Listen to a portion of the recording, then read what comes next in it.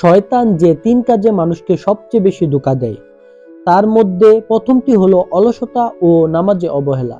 শয়তান মানুষকে অলস করে দেয় এবং তাদের মনে এই ধারণা ঢুকিয়ে দেয় যে পরে নামাজ পড়া যাবে বা আরো গুরুত্বপূর্ণ কাজ আছে। এটি মানুষকে ইবাদতের প্রতি উদাসীন করে তোলে। 2 নম্বরে অন্যায় আকর্ষণ সৃষ্টি। শয়তান মানুষকে পাপের প্রতি আকর্ষিত করে, যেমন মিথ্যা বলা, গীবত করা, চুরি, ব্যভিচার ও হারাম জিনিসের প্রতি আসক্তি।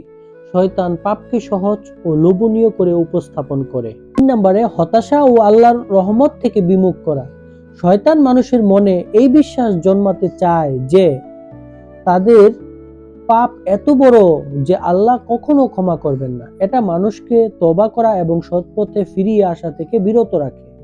আল্লাহ বলেছেন, নিশ্চয়ই শয়তান তোমাদের শত্রু, সুতরাং তোমরা তাকে শত্রু হিসাবে গ্রহণ করো। সে তার অনুসারীদের ডাকে যেন তারা জাহান্নামীদের অন্তর্ভুক্ত হয়। সূরা ফাতির আয়াত 6। শয়তানের ধোঁকা থেকে বাঁচতে আল্লাহর স্মরণে থাকা, নিয়মিত ইবাদত করা এবং কোরআন ও হাদিসের শিক্ষায় চলা অত্যন্ত গুরুত্বপূর্ণ।